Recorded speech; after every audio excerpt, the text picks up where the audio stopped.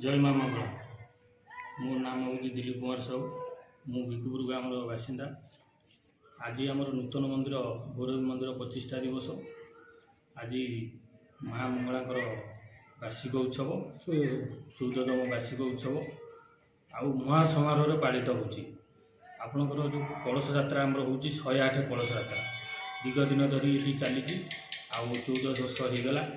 आज पूरा महाआडम्बर आम कलश यात्रा आरंभ हम ता सहित डीजे आम सिंहबाजा घंटुआ आम सहित अच्छा कलश यात्रा होमर कलश गुड़ा हो स्थापित हे।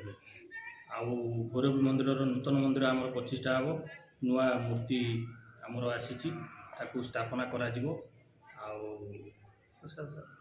प्रसाद सेवन सुविधा भी कराई। 3 दिन धरी प्रसाद सेवन हम सोम मंगल बुध धरी 3 दिन प्रसाद सेवन समस्त आयोजन कराई। समस्त आसी प्रसाद पाइपर। जलधर ग्रामर बासिंदा। आज माँ मंगला 14तम वार्षिक उत्सव और माँ भैरवी नूतन गृह प्रतिष्ठा ये कार्यक्रम 4 दिन धरी महाआडम्बर पालित हम।